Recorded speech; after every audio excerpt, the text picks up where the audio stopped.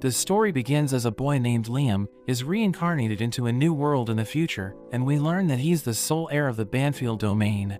On his 5th birthday, his mother tells him she has a special present for him, but he's confused as he opens it, because he doesn't know what the item is for. So she reveals that it's an order sheet for an AI-made robot, and she tells him he can customize every part of it according to his taste. He notices that he can even customize certain features, which he thinks aren't appropriate for a 5-year-old, but she notes that if he doesn't choose something, his mate won't have that part. So he should choose everything carefully, or else he'll regret it in the future. His father arrives, and he gifts their family's entire domain to Liam, which surprises him, and he realizes that he'll be the new count.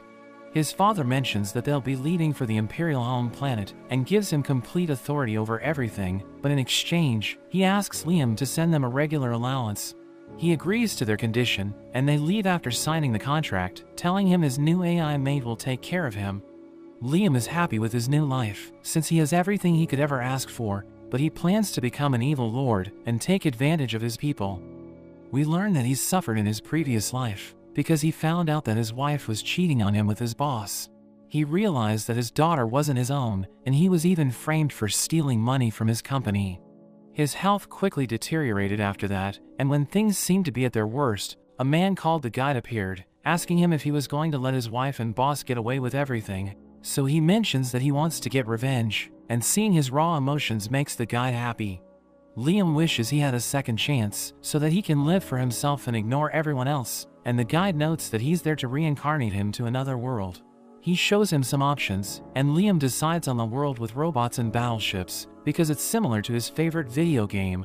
He signs the contract, and the Guide wishes him luck, while Liam decides to put his own happiness first in his new life. Liam thanks the Guide for his second chance, but we see the Guide next to his body, mentioning that people as unfortunate as Liam are common, and he looks to Liam's wife for his next entertainment. As she eats with Liam's boss, she thinks about all the years she wasted on Liam, but the police suddenly arrive and reveal that they found evidence that the boss was the one stealing money from the company. So he gets arrested, and Liam's wife falls into despair as she wonders who will take care of her, but the Guide notes that she'll never taste happiness again, since the man who loved her is already dead. The Guide returns to Liam's apartment, where he thinks about guiding his soul, and he notes that by the time Liam realizes what's happening, it will already be too late.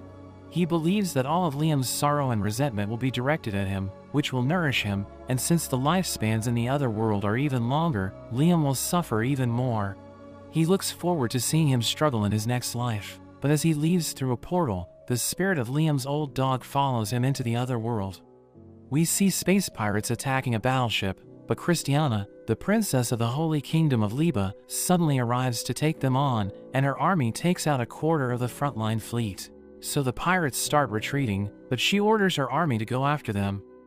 Liam finally receives his AI maid, and his butler Brian notes that he's the only one who can open the packaging since it uses a biometric approval. He unlocks it, and he's happy to see his AI maid, who introduces herself as Amagi. Brian mentions that she'll be his personal aide, and she'll serve him 24/7, apart from her weekly maintenance of 2 hours. Liam tests her build quality, and notices how soft she is, but it makes Brian uncomfortable, so he takes her to his playroom. After that, Brian notices how comfortable Liam has become with Amagi, but Liam tells him not to worry, because he has the mind of a 36-year-old. But Brian mentions that he's still a child, and Amagi explains that the age of adulthood in the Empire is 50, because most people live for 500 to 600 years. Liam thinks that since lifespans are longer in their world, he has plenty of time to do whatever he wants. Brian asks him to stop spending too much time with an AI maid, because the Empire hates AI, and if he's seen getting close to her, there could be rumors that spread about him. Liam wants to know more about it, so Brian reveals that humanity was once almost wiped out by AI, but a group of brave people fought back to save humanity and created the Empire. Liam wonders why his mother gave him a robot, and Brian hesitates to answer, but Liam tells him to reveal the truth. So Brian notes that his parents abandoned him because their family is burdened with massive debts. He mentions that Liam's great-grandfather brought prosperity to their domain, but his successors failed to follow in his footsteps, so Liam wonders what will happen to his dream of becoming an evil lord. Brian reveals that their creditors have the right to farm resources in their frontier planets, which has reduced their tax collection as the industries fail to profit. So he thinks they have no way of paying back the debt, and things will only continue to get worse, which disappoints Liam. Meanwhile, the commoners of Liam's planet discuss how a 5-year-old is their new lord, and they think he'll impose even more taxes, but the bartender hopes he's a good person. We return to Liam, as he wonders if his parents only gave birth to him so he could inherit their debt, and Brian tells him it's true. So he tells Amati that they're both outcasts, and he suggests teaming up, telling her that he's going to show everyone who's boss. But she rejects his offer, because serving him is her only purpose, and she explains that she isn't an outcast since he needs her, and he decides to establish the 3 laws of robotics, which exist to protect humanity. But he changes them slightly, since he no longer cares about other people, and he notes that the first law is that she must never harm her master, or allow him to be harmed through her inaction. The second law is that she must always obey him, except when his orders come into conflict with the first law, and the last one is that she must protect her existence as much as possible. After that, Liam asks her for ideas to revitalize his domain, so she reveals that even though her AI ideas might contradict the Empire's philosophies, she can help him with governance. He notes that he knows nothing about governance, so she advises him to use an education capsule, which can install 10 years of knowledge in 6 months, and strengthen his body. But he wonders what will happen to his domain during that time, and she offers to manage it in his absence. Brian thinks it's a terrible idea, because the Empire won't accept an AI governing, but Amati notes that there's no law against it. So Liam tells Brian to prepare an education capsule, and he puts Amati in charge while he's gone. Before entering the capsule, Liam asks her if she has any emotions, so she notes that she doesn't know what emotions are. But when he asked her to team up, it caused a cache memory overflow in her system, and he tells her to take care of everything as he starts the capsule, which puts him to sleep. The pod eventually opens, and Amati welcomes Liam back, revealing that he's been sleeping for 2 years. She reveals that he has gotten stronger, but he needs rehabilitation to get used to his growing body, and he decides to get it over with. After that, Amati tells him about the current economic condition of the Banfield territory, and he's happy to see that it's improving. He wants to look around, so she takes him to the Banfield Army's spaceport, which impresses him, and she also takes him to the base of the Mobile Knights. He wants to pilot one of them, so she makes the necessary arrangements and explains how it controls basic movements automatically. So he just needs to imagine how he wants the suit to move, and he quickly gets the hang of it, telling her he wants to test his combat skills, so she sets up a mock battle for him. He goes up against a captain named Masita, but Liam realizes that he's holding back, so he orders Masita to fight him seriously. Liam attacks him again, but Masita quickly disarms him and flips him to the ground. Liam is shocked at his defeat, and Amati explains that the suit's movements depend on mental visualization, so experienced fighters like Masita have better control. After that, Liam tells Brian to find him a combat instructor, but Brian tries to convince him that he doesn't need to learn how to fight. But Liam refuses to listen, because he remembers how in his previous life, people used to push him down, so he thinks he needs to get stronger to become an evil lord. Liam meets an instructor named Yasu, who looks like a samurai, so Liam thinks he's the real deal. Amati notes that he looks suspicious, but Liam thinks he carries himself like a proper samurai, who grew detached from the world because he focused on his training. They ask him for a demonstration of his skills, so he stands in the middle of wooden posts, and tells Liam about his secret technique called the Way of the Flash. He notes that he won't repeat it, so they must pay attention, and Liam tells Amati to record it, while Yasu gets into position. He starts to draw his sword, and all the pillars are suddenly cut, so Liam is amazed, and he asks Amati about her analysis. But despite slowing down the recording, they're unable to see anything, so Liam thinks he's so fast that even she can't record his move. He accepts Yasu as his master, but we learn that Yasu had already cut the posts, and he faked the whole technique to secure an easy job, which makes the guy happy. Meanwhile, Christiana goes to meet the pirates for peace talks, but their leader Gon mocks her for coming alone. Christiana warns him that the Alliance fleet is ready to attack if he makes a move, but she suddenly gets a report that the pirates have surrounded her planet. So she becomes confused, wondering how they got past the defenses.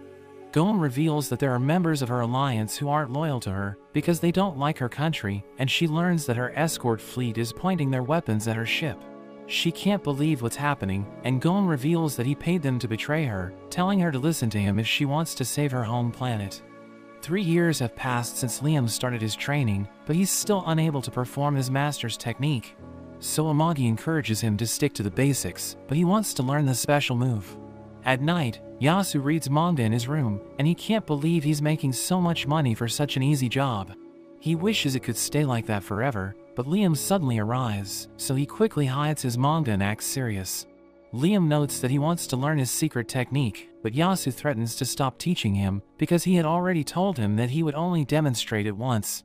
He pretends to be angry, so Liam immediately apologizes and decides to leave, but Yasu is glad that he's gone because he can't teach what he doesn't know. Meanwhile, Christiana is captured by Gon's pirates, and she asks him what he plans to do next, so he tells her he has prepared the best seat for her. She doesn't understand what he means, so he orders his fleet to aim at her planet, and she begs him to stop, but he gives the command to fire, and she watches her planet get destroyed. On Liam's planet, we see that he's frustrated because he can't learn the secret technique, and Amagi gives him the monthly report, showing him the graphs of their economy. She notes that their debts haven't changed, but their production and sales are growing, and he's happy with the progress. But she notes that the growth is slower than expected in programs like welfare, so he checks the welfare financial reports and sees a few issues, so he summons the man in charge. Liam tells him that he knows he's been hiding his corruption with fake invoices and changing suppliers, but the man continues to defend himself. Amagi reveals that an embezzlement case was opened against him, but he pinned the blame on his subordinate, who was executed without evidence. Liam remembers how he suffered during his past life, so he becomes angry and executes the man on the spot. He tells Amagi to execute all the corrupt nobles, but she thinks he should relax, since it's his first execution.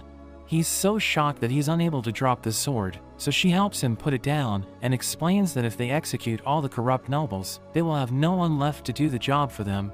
She suggests using AI dolls for administration, and he gives her the authority to do whatever she wants, telling her he doesn't care about his reputation. At the bar, everyone talks about how Liam punished corrupt officials and increased the compulsory education from 3 to 6 years. But they're happy that business is booming, and no one could have predicted that he would achieve so much in just 5 years. Liam wants to check his progress after mastering basic sword fighting, but Yasu tells him that standard suits will prevent him from becoming truly exceptional. So he wonders if they have an alternative, and Masita tells him about a personal unit that his great-grandfather used to pilot. We go back to when Yasu looked for things to steal in the storage room, because he knows that Liam has almost mastered swordsmanship, so he thinks he's about to lose his job. He finds an old robot, and thinks he can use it to trick Liam, so that he can keep his job for a bit longer. We return to the present, as Liam tells Brian to repair the mobile Knight Avid. But Brian can't understand why he insists on using a difficult manual model, or why he's been slashing in the air for days. So Liam notes that he's trying to recreate Yasu's secret technique, and he'll continue to practice until he masters it. Amagi goes to check Avid, and she thinks Yasu isn't a sword master, but since Liam wants to use it, she'll do her best to restore it. The next day, Liam and Amagi meet the weapon factory's engineer named Niaz, who they called to repair Avid. Niaz notices that Amagi is an AI doll, so Liam thinks she might dislike her, but she's thrilled to see such a high-spec android. They take Niaz to Avid, and Liam wonders if she can fix it, but she notes that it's practically dead, so she suggests buying a newer model. But he refuses her offer, telling her he wants to use it, so she warns him that the repairs won't be cheap, because it's so old that they don't have the replacement parts for it. But he doesn't care about the cost, telling her he wants it to be perfect, so she becomes excited and accepts the offer. He tells her to give it special moves like a rocket punch, but she doesn't understand him, so he explains that it's a stylish move, where the fist flies like a rocket. Yasu arrives, and immediately falls in love with Niaz, but when he tries to approach her, she ignores him, since she's busy discussing the rocket punch with Liam. She agrees to fulfill Liam's request, but Yasu becomes jealous, thinking she prefers Liam over him. He takes his revenge by putting Liam through a brutal training regimen, where he balances on a log, while Yasu shoots tennis balls at him. Liam tells him how difficult it is to balance with a blindfold, and his sword is also too heavy, but Yasu explains that he needs to use all of his senses. Meanwhile, Gon tells Christiana that he's taking her to his treasure island, where he'll add her to his collection. He shows her his pet, but a scientist notes that she's dead, so they throw her into outer space, and Gon notes that Christiana will replace her. He plans to carve out her eyes and implant them in her hand so that she can watch her body being disfigured like his other pets. The locals on Liam's planet are happy that the economy has improved, and one of them mentions that things were even better during his grandfather's time. But they're still satisfied with the progress so far, thinking Liam is doing an excellent job. Nia's finishes restoring Avid, and she shows it to Liam, who tells him she did an excellent job. She takes him to the control room to show him how it works, and the robot scans his body, registering him as its pilot, so he's the only one who can control it. But when he takes over the controls, it suddenly collapses, and she explains that unlike modern mobile knights, it has no auto-balance function, so it's difficult to pilot. But Liam manages to bring it upright, and he moves it out of the base, which makes her realize that he has talent. She explains that his imagination is important for operating the machine, so he should focus on what he wants to do next, but he can't think of anything other than her huge personality. So his mech does what he's thinking, and she realizes that he's having bad thoughts about her. Yasu is angry that he stole his crush, but Brian is happy that Liam is finally showing interest in a human girl. He tries to explain that he isn't a pervert, but the mech starts performing another strange move, which enrages Yasu. Liam returns to training, but he still can't perform Yasu's technique, so he thinks he doesn't have the talent. Amagi reassures him that the problem is with Yasu's teaching, and tells Liam to question how much he trusts him. But he misunderstands her, thinking the problem is that he doesn't have enough faith in Yasu. He remembers that magic exists in their world, and he thinks he can use it to cut something without touching it. He practices how to use his magic power for months, and he finally learns the technique, so he demonstrates it to Yasu. He easily cuts a post in half, which shocks Yasu, because he thinks it's impossible, but he maintains his facade, and tells Liam that he still has a lot to learn. After that, Amagi tells Liam that the pirates are attacking his only resource planet called Muke, which wasn't seized by his debtors. She explains that the Empire didn't take it because its environment is poor and mining is difficult, but she mentions that she built a plant there, which has generated profit for him. He realizes that the plant is under attack by the pirates, and they don't know how long their military can hold them back, so he asks her if she has a strategy. She suggests attacking from the planet's blind spot while using the horizon as cover, and she notes that during the gravity turn, they can tuck in with the aero brakes to surprise the pirates from above. Liam decides to go with her plan and orders everyone to prepare for battle, telling them to capture the pirate ships while he defends the plant. Brian thinks it's too dangerous for Lord to fight pirates on the front lines, but Liam refuses to let anyone steal from him, and he also wants to show off his new skills. Liam's fleet soon reaches Muke, and Nia's is excited that he's using Avid for the first time, because it will give her important data for her research. He manages to land a surprise attack by using the clouds as cover, and he easily takes out multiple mobile knights without taking damage. The pirates disperse and try to sneak up on him, but he cuts them down, and he repeats his master's words, saying that one shouldn't rely on the body and see with the mind's eye. The pirates start shooting lasers at him, so he takes out his beam rifle and fires at them with perfect accuracy. So they think he must have a strong radar, and they realize they don't stand a chance if they keep hiding, so they try to overpower him by charging all at once. But he uses his master's secret technique and destroys all of them from a distance. They realize they're no match for him, so they start retreating, and Liam decides to use his special move. But instead of a standard rocket punch, a huge missile launches toward them, which frustrates him, since it wasn't what he had in mind. Amagi contacts him, and she reveals that they were only able to capture 10% of the pirate ships, telling him 60% of them escaped, while 30% were destroyed. But he's still happy with their first victory, and he tells her it's thanks to her brilliant strategy, which makes her feel honored. Gon learns that the pirates he sent to raid Muke failed their mission, so he becomes angry and orders his fleet to execute the cowards who retreated, to set them as an example for others. He tells Christiana that he'll be back to have fun with her, and we see that he has already conducted his cruel experiments on her. Meanwhile, Amagi tells Liam about their successful mission, and he's pleased with the outcome. She notes that they seized multiple pirate ships, and explains that under the Imperial law, they now own the ships and the stolen loot in them. Liam is disappointed since they couldn't find gold or diamonds, but Brian reveals that they aren't considered precious in this world, and the metals found in the pirate ships are far more valuable. Liam still wants gold, and Brian notes that they already have enough, so he orders them to create gold coins with it and use the other precious metals to create weapons. But Brian explains that they can't do it because they don't have an expert blacksmith. Amagi tells him that she found a problem during their last battle and reveals that the Banfield family has about 10,000 battleships, but only 30% are combat ready. Liam can't believe they defeated the pirates with only 30% of their fleet, so she explains that they won because the pirates underestimated them, but he thinks her strategy played a crucial role. He isn't happy that over 70% of his ships can't be used, and Amagi suggests scrapping all of them, but Brian is against it because he believes that a fleet is all about numbers, so it will make them look vulnerable to their enemies.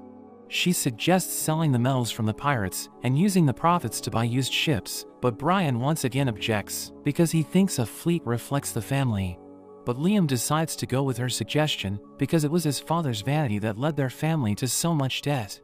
Meanwhile, Niaz delivers a presentation where she reveals her company's latest model, and she brags about how it's superior to the other battleships. But her competitor Ulyssia presents her company's latest design, and unlike Niaz's ship, which focuses on practicality, it's designed for comfort and entertainment. The Imperial Army chooses Ulyssia's design, and Niaz notes that her model is stronger, but Ulyssia argues that both ships are great since they're made by experts. She explains that the true strength of a warship depends on its user, and the more comfortable the crew is, the more focused they can be on the mission. After the presentation, Ulyssia boasts about winning, but Niaz refuses to give up since she's invested a lot into the project. She thinks her boss will yell at her for failing, but she suddenly remembers Liam, who prefers practicality over comfort. Meanwhile, the guide continues to feed off everyone's negative emotions, and he thinks Liam must have already failed in his new world. But when he heads to his planet, he's surprised to see that it's thriving, so he wonders if he made a mistake. But he recalls that he had sent the worst sword instructor he could find, and even made Liam inherit his family's debt. At the bar, the locals talk about how Liam defeated the pirates, but Yasu mentions that one of his students has disappointed him by becoming even better than him. The guide becomes confused hearing this, and he checks on Liam, who's currently practicing his special move with Amagi. He asks her to compare his move with his master, and she finds it quite similar, but he thinks Yasu intentionally didn't go all out so that he could learn his technique.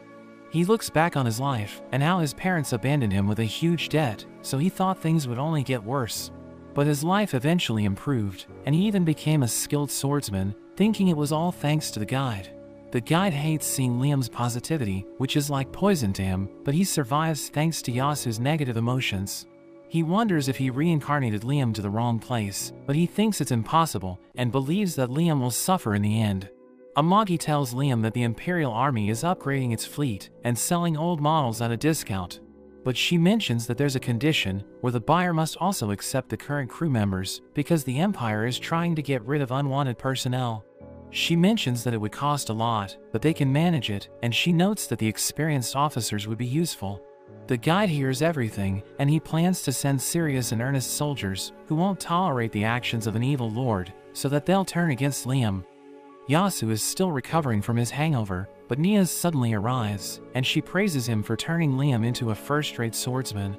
Yasu thinks she's falling for him, but she asks him about Liam's taste, and he misunderstands her, thinking she's openly flirting with him, so he reveals all of his fetishes.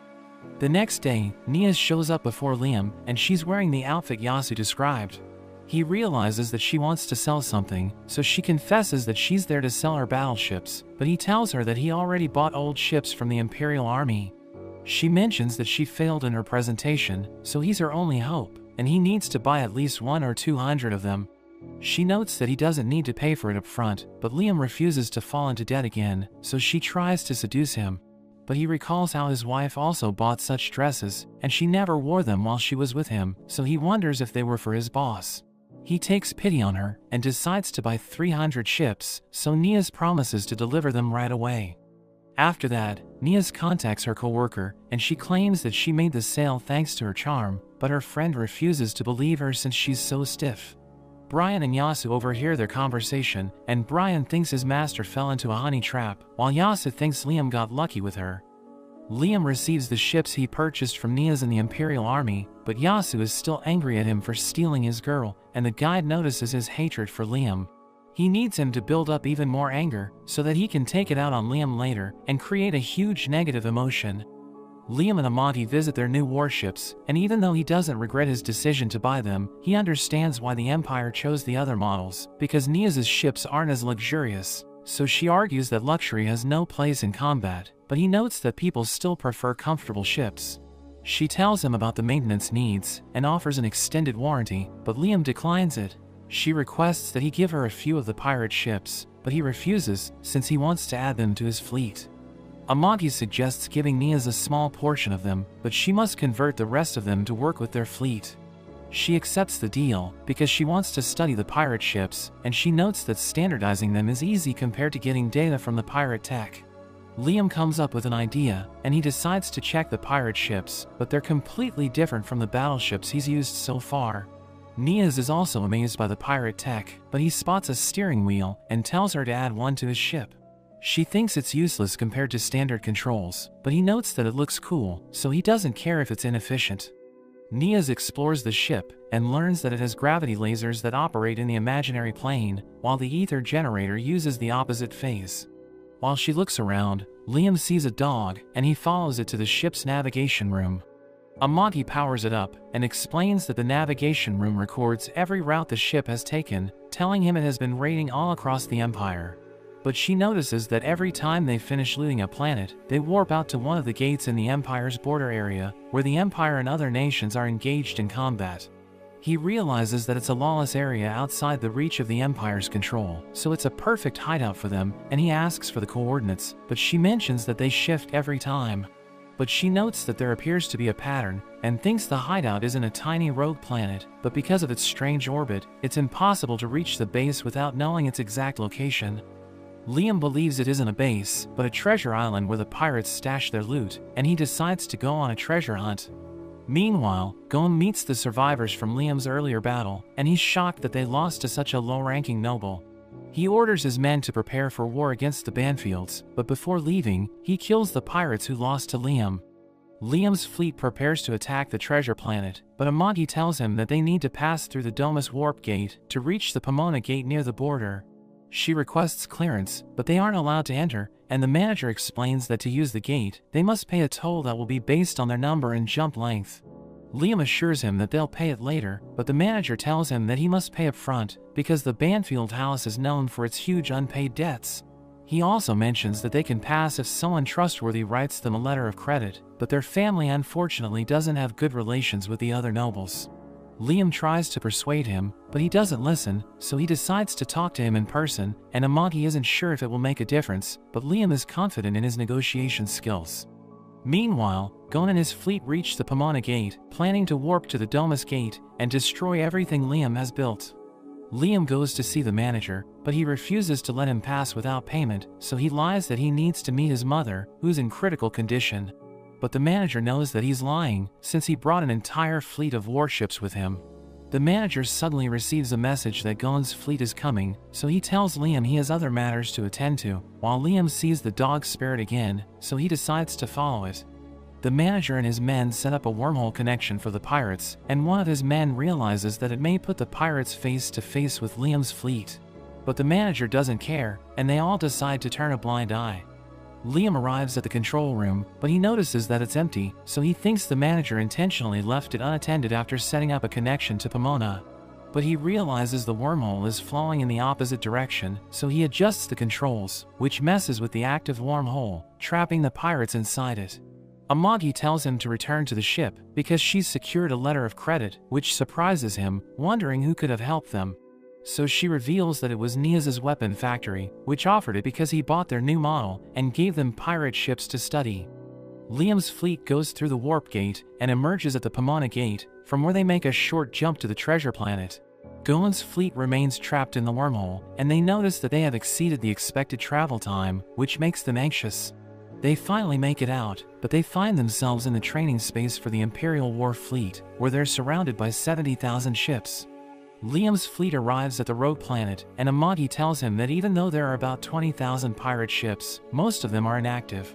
She thinks they should launch their surprise attack, so he orders all of his ships to attack the pirate fleet, and he also gets on his mobile knight.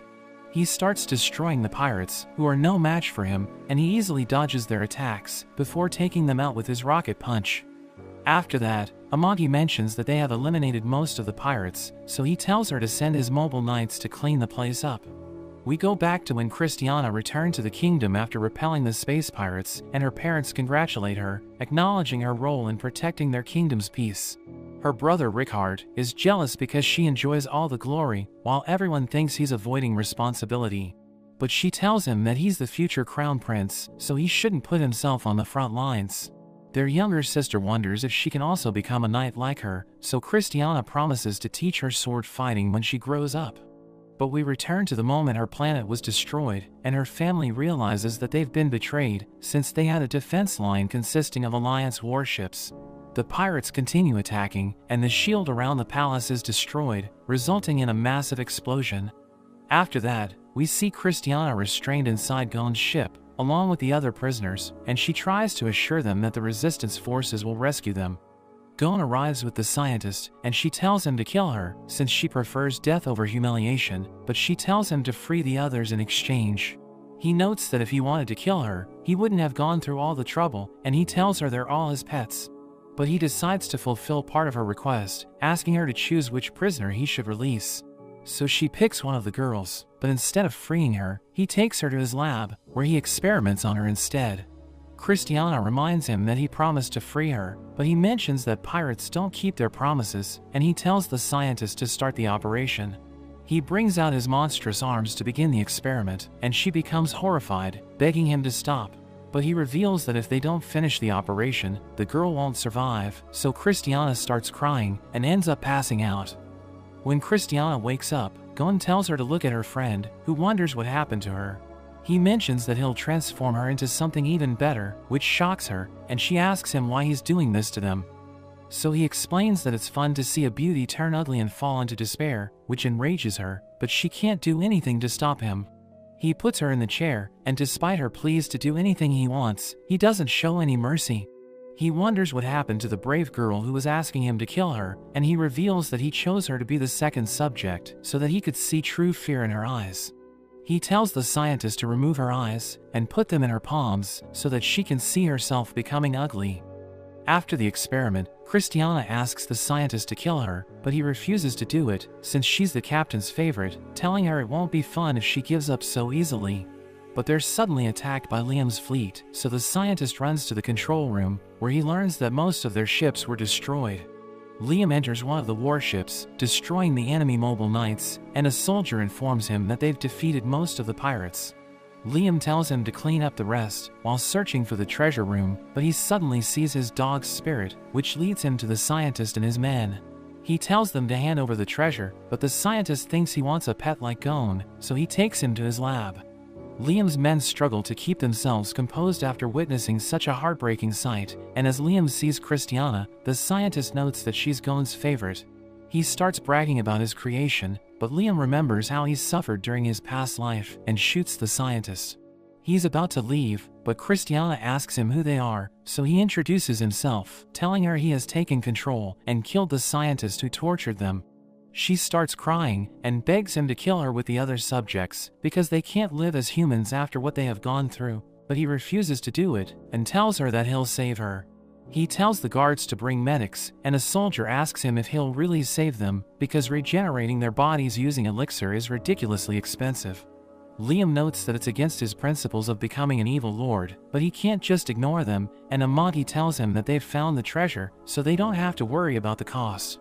Meanwhile, the guide continues to feed on negative emotions, but he isn't satisfied, so he wants to see Liam suffering. Nias comes to meet Liam, and she congratulates him on his victory, but to celebrate, she asks him to buy battleships from her. He mentions that he surprised the pirates while their main fleet was away, so they didn't suffer many losses, and they don't need more ships.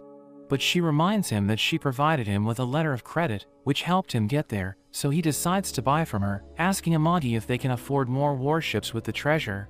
So she tells him that after paying debts and setting aside the administrative budget, they can afford another 5,000 ships. Nias thanks him for buying thousands of ships and runs away, but he chases after her, telling her he didn't agree to that. In the hall, Yasu wonders what excuse he should use to get more money from Liam, but he stops as he sees Niaz, who informs her manager about the sale of 5,000 ships. She lies to him that she made the deal after sacrificing her pride, which enrages Yasu, and Liam looks for her, but Yasu calls him outside, since he wants to punish him for going after his girl.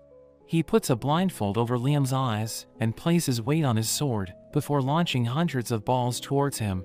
He fails to defend himself, but Yasu increases the intensity even more, telling him he'll bring shame to the way of the Flash if he can't get rid of them. Liam thinks it's impossible to defend against so many attacks, but Yasu tells him that nothing is impossible in their world, and Liam realizes that he can use magic to defend himself. He creates a magical shield around him, which deflects all of the balls, and destroys the drones that were shooting at him. Yasu is amazed at Liam's achievement, but he's worried that Liam might kill him if he discovers that he's a fraud, because he's been killing the corrupt officials and pirates. So he tells Liam that he has nothing left to teach him, but he should continue training on his own. He insists on continuing their lessons, but Yasu notes that Liam can't rely on him forever, and he leaves after declaring that Liam is a master of the way of the Flash, which makes him honored. Yasu runs away in fear, while Liam looks back on all the progress he's made, and he once again thanks the guide who reincarnated him. Liam isn't satisfied with his progress, because he wants to be an oppressive ruler who enjoys watching his subjects suffer, and Brian finds it a strange ambition. Liam notes that he wants to settle his debt, and Amati thinks he's talking about money, but he explains that he wants to make up for the humiliation he suffered in his past life. Brian mentions that it will take them a while to get the exact value of the pirate's treasure, because there's so much appraisal work to be done, but Liam is upset that he's being ignored. Liam thinks about what it takes to become an evil lord, and he believes he's already learned Yasu's special technique, so he's now a master swordsman, but he still lacks money and women. A merchant named Thomas arrives from the Henfree Trading Company, and he thanks Liam for defeating the pirates. He gives Liam gold as a reward, which makes him happy, and he wonders what Thomas needs in return. He explains that his company passes through dangerous space to conduct trade, so he asks for 100 ships from Liam's fleet to escort them, because they're afraid that the pirates will attack them. Amagi notes that Liam's new battleships are ready for deployment, and she also thinks it will be a good learning opportunity for his men. So he agrees to help Thomas, but he demands more gold for the protection, and Thomas agrees to his condition. On their way home, Thomas notices the progress in Liam's domain, and he thinks Liam is an exceptional ruler who uses the tax income for the benefit of his people. The driver wonders why he always demands gold, and Thomas is also clueless, but he doesn't mind it, because it costs him less. Brian is happy that Liam has reached a position where people offer him bribes, but he doesn't understand why Liam prefers gold, so he explains that gold is the symbol of the newly rich. He tells Amati to prepare a gold bath for him, and Brian thinks he'll be using gold because of its hypoallergenic properties. But Liam explains that it isn't the reason, and he realizes that the only thing he's missing is a harem, so he decides to gather women from his domain. Liam goes to his newly remodeled room, where he wants to have an entire pond filled with alcohol and meat hanging from his pillars. Amati tells him that she can't stop him because he's the head of the house, but she warns him that filling a pool with alcohol will release dangerous fumes, which could cause an explosion. Brian also advises him against hanging meat from the ceiling because it would be unhygienic, and Amati agrees, telling him about its disadvantages, so he realizes they were bad ideas, but he notes that he won't give up on creating a harem, and they both support him, as Brian notes that he should produce an heir, because the Banfield house is finished if anything happens to him. He tells them to invite beautiful women, and he'll personally select the ones he likes, so Brian asks him how large his harem will be. He thinks 100 women will be enough for him, but Brian wonders how he can be satisfied with only 100, and Amati tells him she picked out 10,000 candidates. She thinks he would invite at least 1,000 women, but he finds it crazy because he thinks it's pointless to have that many. Brian explains how interacting with different women will help him find one that he genuinely connects with, reminding him that he's never even been with a woman. He notes that he has Amati, but she reminds him that she can't bear his children, and he tells her it doesn't matter because he thinks she's perfect. Brian advises him to at least meet the ones they've selected, and he's sure most women would love to join him, since he's their ruler. He notes that he can't accept any woman who isn't submissive and breedable, which makes Brian question if he's even serious about building the harem. After that, Liam goes outside, thinking he's mostly been in the mansion and hasn't even explored his own domain. As he walks in the streets, he notices a girl and asks her out, but she immediately agrees, which catches him off guard. He notices a bubble forming around her nose, and she tells him it's the latest color, and he sees that almost everyone's wearing it, so he realizes it's in fashion. Liam returns wearing a nose balloon, but he finds it stupid, and tells Amati to ban it in his domain. He wonders what happened to the fashion in their world, because he was expecting beautiful girls in sci-fi costumes, but they're wearing bizarre animal costumes to the beach, which expose no skin. Amati explains that full-body swimsuits are in style, because they block UV rays, and they're part of their culture. But Liam refuses to accept it, and suggests developing better fashion, because he can't bring any woman dressed like that. He tells Amati to gather fashion designers and models, because he thinks that if commoners see models wearing the new styles, they will follow the trend. She explains that their debt makes it impossible, because signing a contract with someone that famous would surpass their entire annual budget. Liam realizes he can't change the planet's fashion, so he decides to gather beautiful women from his domain and dress them the way he wants. He notices that Amati looks upset, and he notes that he won't change his decision, but she mentions that she already hired the most attractive people as his staff. She asks him if she should call someone, but Liam mentions that he can't get in the mood with an employee, and he becomes exhausted, thinking it's difficult to become an evil lord. Meanwhile, Christiana wakes up in a medical center, where the doctor explains that her body was recreated using regenerative medicine. She touches her face and begins to cry, thinking she must be dreaming, because she's been suffering in her inhuman form for decades.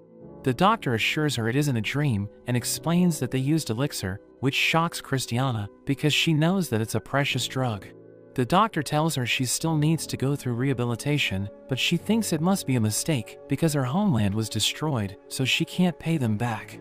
But the doctor reveals that Count Liam Banfield built the facility, and they'll be treated free of charge.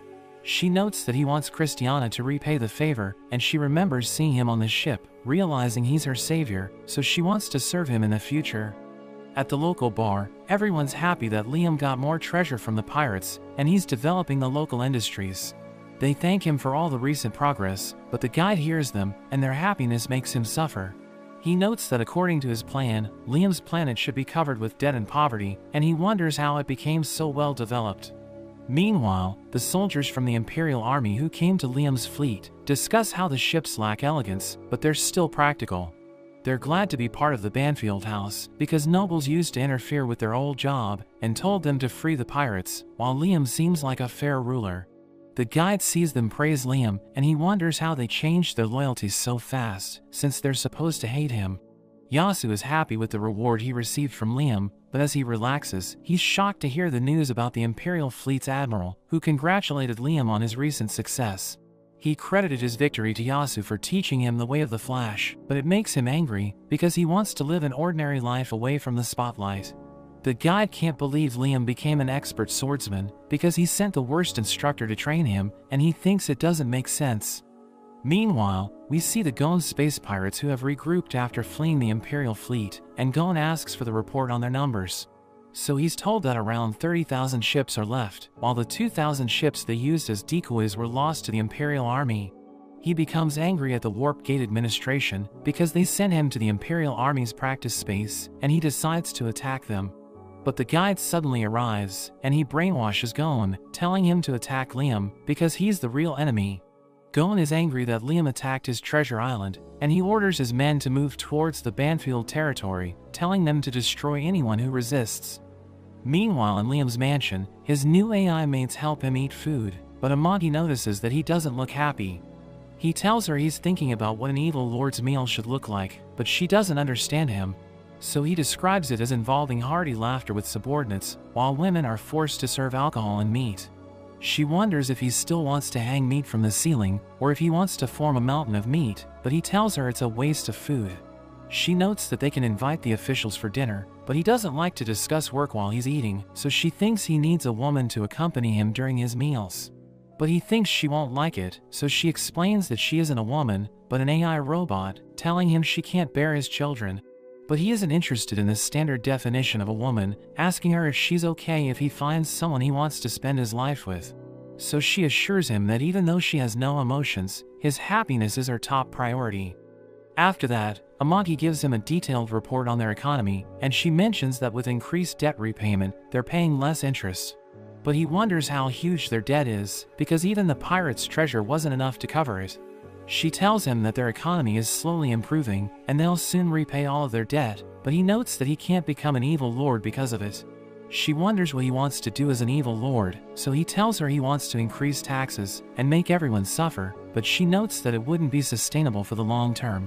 She explains that if their region's economy suffers, it will affect their ability to pay their debt, which makes him remember how he was traumatized by debt collectors in his previous life. She wonders if he isn't satisfied with his life, so he explains that it isn't the case, because he has money and power flowing his way, and he even has her by his side. She notes that even though she can't understand things like ambition and dreams, she'll always support him, which makes him happy. Meanwhile, the AI mates clean the room, but they think they're wasting their time cleaning the abandoned rooms, and they wonder why Liam made them with max specs. They think he's impressive, because he named all of them, and he can recognize them despite their similar appearance. One of them mentions that when she tried to copy another maid's hairstyle, Liam called her by her name and asked her why she was imitating another maid. She reveals that she recorded everything, and she's keeping the video as her personal treasure, but Amagi orders her to delete it, because it might harm his reputation. One of the maids wonders if it's alright for Amagi to be close to him, since the people in the Empire don't like AI, so she explains that it isn't her choice, and she's just following their master's orders. Brian rushes to tell Liam that the pirates have declared war on them, and their ships are already gathering on the edge of the system. But Liam finds it strange that instead of attacking directly, the pirates are declaring war first, so Amagi thinks it might be because they raided the treasure island. She believes that they're after revenge, so they want to scare him, telling him they won't be satisfied with just killing him. Liam calls a meeting, where Brian tells everyone that there's a huge bounty on the leader of the Gon pirates, and he notes that Gon has asked for all their assets and hostages as part of their surrender. But it enrages Liam, because Gon is stealing his dream of becoming the evil lord. One of his officials advises him to negotiate, and Brian adds that the enemies have around 30,000 modified warships, while they only have 5,000 battleships. The general thinks numbers aren't everything, and there's no guarantee that the pirates will remain peaceful if they surrender. But the official thinks they can't win by fighting the pirates head-on, so he suggests waiting for the Imperial Army's reinforcements. Liam isn't interested in taking them on, because even though Gon has a big bounty on his head, it isn't enough to risk everything and face 30,000 ships. Amagi mentions that she's analyzed the pirate ship data, and based on her calculations, they only have a 3.8% chance of winning against them. Brian wishes that Nia's company had finished their latest weapon so that they could have a chance to defend themselves, but the guide suddenly arrives, and everyone freezes except Liam. The guide reveals that he called the pirates, and he reminds Liam about his family's debt, telling him he can use the pirates' treasure to pay for it. Liam notes that he's already taken it, but the guide mentions that it's only a small portion, telling him they're carrying an even bigger treasure, and defeating them will also earn him great honor. Liam is excited that the guide has planned everything for him, and after he leaves, Liam tells everyone to prepare for war against the pirates. They think he's being reckless, because they don't have the resources to take on such a powerful enemy, but he doesn't care, telling them to follow his orders. The guide goes to a bakery, where he tries to feed on a girl's disappointment, as her favorite croissant runs out before her turn. But his plan fails, as the staff brings another tray of freshly baked croissant, so he becomes angry. But he reassures himself that he still has Liam, who will soon fulfill his thirst for negative emotions. Amagi contacts Brian, and he's sad that just when their domains started to make progress, they're being attacked by the pirates. Amagi tells him they haven't lost the battle yet, and even though they have a low chance of winning, it's still better than surrendering to Gon, because he's known to wipe out planets. The guide wants Liam to be captured by the pirates, so that he can become Gon's toy, and his gratitude will turn to hatred, which the guide looks forward to consuming. Gon learns that Liam's fleet is arranged in a defensive formation, which impresses him, and he tells everyone that whoever captures Liam will receive double the reward. Meanwhile, Liam is bored as he waits for his enemy to make the first move, but the soldiers tell him they can't afford to be reckless, because they have limited resources. He wonders how they're struggling even though they haven't started fighting yet, so a soldier explains that in space, being able to see the enemy means they're in close combat. They're suddenly disturbed by a warning that 500 ships are attacking them from above, but Liam learns that the ships belong to soldiers, who surrendered after being defeated by the pirates. Liam realizes they're just pawns, and we learn that anyone captured by the pirates is killed if they disobey orders, so they had no choice but to switch sides.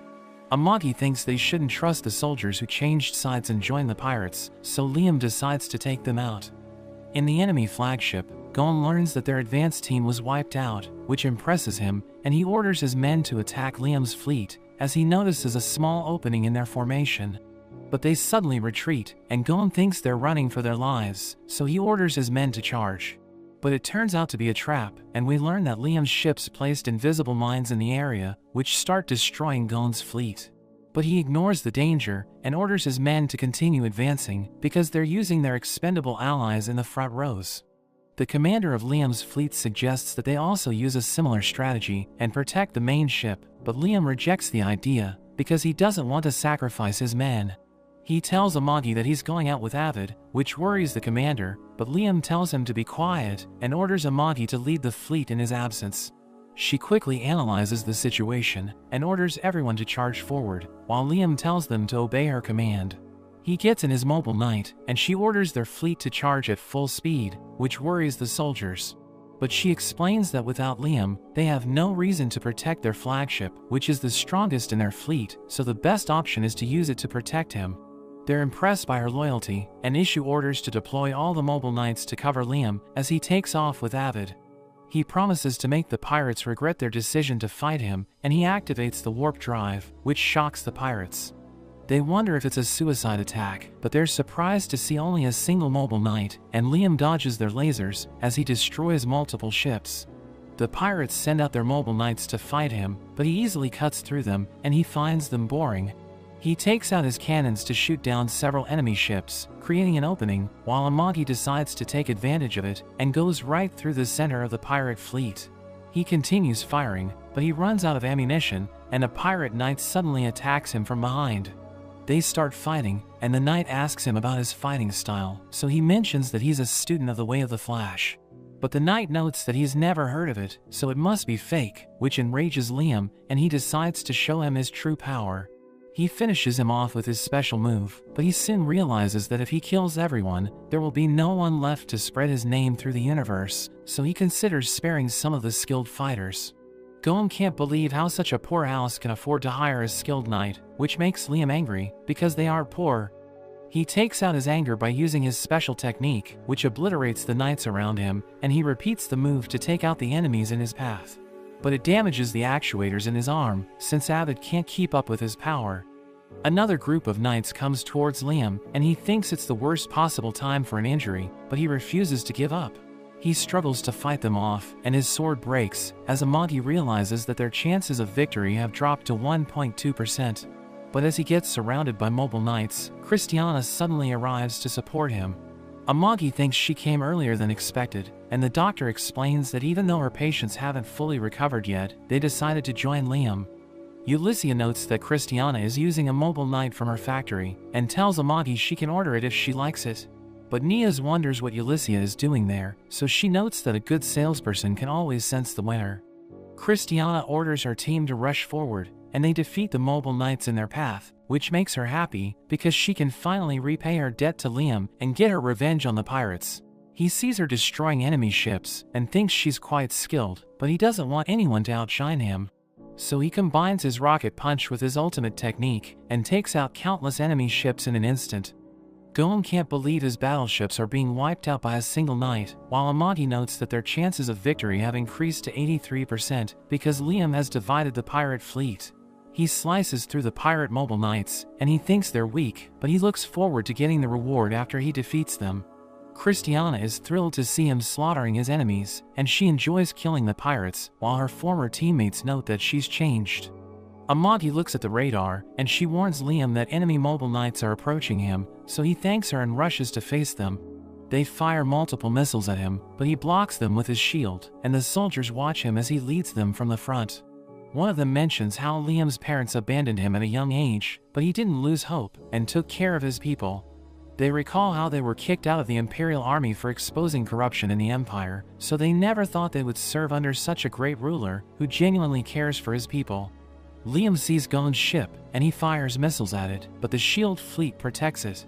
He considers using a short-range warp to jump across it, but he realizes that he can't use it because they have a jammer. Amagi orders all the ships to charge forward at full speed so that they can break the enemy's shield, telling them to aim at the same point and fire simultaneously. They synchronize their attacks and create a hole in the shield, which allows Liam to pass through before the pirates can restore it.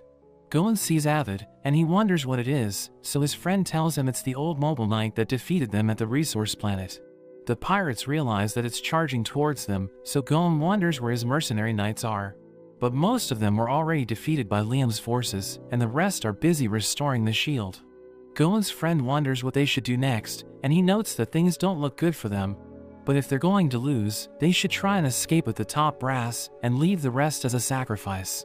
He orders his men to fire at the enemy mobile knight without worrying about accidentally shooting their allies, and he wants to run away.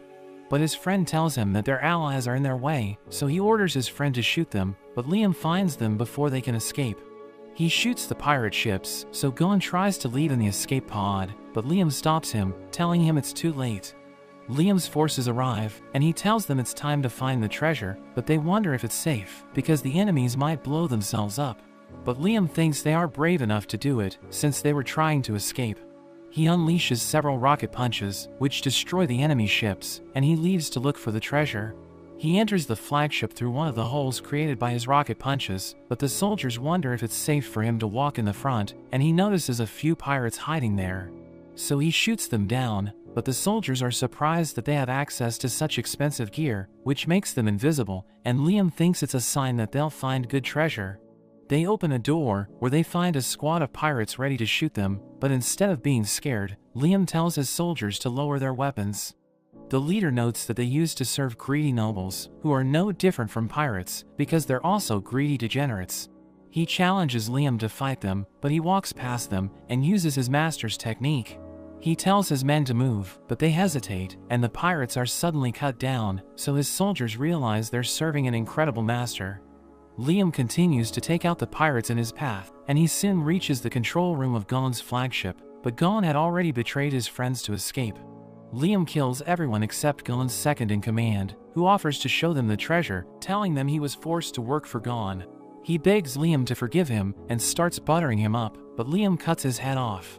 The guide sees Liam's forces destroy the pirate fleet, wondering how he became so powerful, and he feels pain because Liam is grateful to him. He decides to give Gohan special powers so that he can fight Liam, and he notes that it goes against the way he does things, but he thinks he has no other option. Gohan tries to escape, and he considers begging for his life, but he knows that he'll just get executed if he does that. The guide arrives, and he gives a dark power to Gohan, turning him into a monster whose body is stronger than metal. Gohan feels an energy flowing through his body, and he realizes that he's no longer afraid of anything, because he now has the power to defeat anyone. The guide leaves, but Liam's dog's spirit enters the ship, and he guides Liam to the cube dropped by Gohan. Liam continues to follow his hints, and reaches a dead end, so he decides to break the wall. He finds several antiques, including a katana that he really likes, so he decides to take it. He suddenly receives an emergency transmission that the soldiers are struggling to take down a monster, who tells one of them to take him to Liam, but the soldier refuses to cooperate. Liam suddenly attacks Gohan with his sword, but it breaks because Gohan's skin is hard as metal, so he takes out his new katana. It easily cuts off Gohan's hand, and he realizes that Liam is using his treasure, so he becomes angry and charges forward, but Liam slices off his other arm. He notes that he loves his new sword, and Gohan tries to regenerate his arm, but Liam slices off his limbs. Gohan screams in pain, and he thinks it makes no sense, wondering how he can be so powerful. He tries to bribe Liam, promising to give him his hidden treasure, but Liam refuses to accept it, telling him all of his treasure already belongs to him. Liam notes that he'll get a huge bounty for giving him to the Empire, which will add to his achievements, and Gohan tries to attack him with all his remaining power. But Liam cuts off his leg, and Gohan begs for forgiveness, but a soldier reminds Liam that he killed their comrades. Liam thinks it's important to keep him alive for the bounty, but he learns that for such a dangerous criminal, he'll still get the money even if he kills him, so he finishes him off. After that, Liam's planet continues to prosper, and his people are happy that he defeated the pirates, because it improved the Banfield family's reputation. We learn that their lives are getting better, and they think they're blessed to have him as their lord, since he restored their planet to its former glory. Thomas visits Liam and shows him how much the pirate's treasure is worth, but Amagi tells him it still isn't enough to pay his family's debt. Thomas asks him about the device he used to heal Gon's experiments, telling him its developer is asking for clinical information, and Christiana joins them, telling them she has completed her rehab. Liam tells her to show them the result of her treatment, so she removes her clothes and shows that she's completely back to normal. Nia suddenly arrives, but she thinks Christiana is trying to seduce Liam, so she also undresses and asks him if he likes her. Christiana takes out her sword and tells Nias to stay away from him, but Ulyssia also joins them and tries to sell her products to him. She mentions that she has super dreadnought battleships for sale and he wants to buy them, but Amagi notes that he needs the Empire's permission to do it. Nias and Christiana continue to fight over him, and Brian is happy seeing this because Liam is finally surrounded by real women. Brian mentions that Liam is invited to the capital planet, where he'll be awarded the Medal of Honor for defeating the pirates. So he heads to the capital, where his family suddenly visits him, but he can't even recognize them because he hasn't seen them for over 4 decades. He recalls that his father made him shoulder their family's debts and abandoned him to take care of their domain, so he thinks his father is a terrible person. His mother recognizes Amagi, but she tells him not to keep her in the palace, and his grandparents want him to get rid of her because she's ruining his image. So she prepares to leave, but he tells her to stay, and he wonders what his family wants from him. So they reveal that they want money because they know that he earned a huge reward for defeating the pirates, and they try to butter him up, but he orders Amagi to make them leave. His father becomes angry and reminds him that they were the ones who raised him, but he threatens him with his sword and tells him to leave. So they walk away, thinking they didn't raise Liam properly, and he wonders if he needs to pay their debts again. So Amagi explains that he isn't obliged to pay, but their creditors will visit him, and she suggests raising their allowance so that they won't damage his reputation. He decides to pay a small portion of their debts and tells her she's the only family he has, but we see the guide watching them, and he curses Liam for doing well in life. We see Liam's parents as they receive a document which mentions that he's increasing their allowance under the condition that they stop bothering him. But they aren't happy seeing this, thinking he's an ungrateful son, and his grandparents start arguing with his father. The guide realizes that he can use them to ruin Liam's life, so he uses his powers to brainwash them, and they decide to apply for an official change of their family's head. They think the best way to get rid of their problems is to remove Liam from power and create a new heir, so that they can take control of his assets, and the guide thinks Liam is about to meet his end. Meanwhile, Amagi sees the dog spirit passing through a door, so she scans the room, realizing Liam's family is inside. She overhears their conversation and realizes that they're planning to get rid of Liam, so she decides to make her move. After that, Liam's family meets the Emperor, who refuses to change their family's head because he thinks Liam deserves the position. His father notes that Liam brought shame to their family by bringing an AI doll to the palace, but the Emperor reminds them about his recent achievements, telling them he's a capable leader. The Emperor adds that he can't be punished for keeping dolls, and notes that he's been paying his taxes on time, so he's a huge asset to the Empire. His father promises to pay taxes after he takes over, but the Emperor doesn't trust him because he never fulfilled his obligations when he was in power, telling him he's nothing compared to Liam. The Emperor warns him not to try anything reckless, threatening to get rid of him if anything happens to Liam, and he walks away with his family. The Emperor asks Amagi if she's satisfied, and we learn that she made a deal with him where he'll defend Liam, but the reward for defeating the pirates will be used to pay his overdue taxes. She knows that the amount is enough to order super dreadnought battleships, and he grants Liam permission to buy them because he knows that the Empire will profit from the sale. But he calls her an idiot and explains that she didn't need to ask for his help to protect Liam because he would never let a greedy fool replace him. After that, Liam tells Amagi that he's tired of going to parties, but she mentions that he's an adult now, so she needs to leave his side.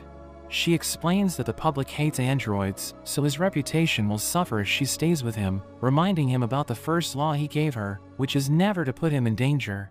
He orders her not to leave him, reminding her that the second law is that she must always obey him, but she explains that she can't do it because it would violate the first law. She notes that she enjoyed the time they spent together because he treated her as a human, but he reminds her about the third law, which is to always protect herself. He asks her if she's protecting her feelings, and she notes that she doesn't understand human emotions, but she felt a processor overload when she thought about leading him. So he realizes that she wants to stay by his side, and he tells her he'll abandon his duties after she leaves him and ruin his life until he dies in the streets. She realizes that abandoning him would endanger his life, and it's a violation of the first law, so she decides not to leave him.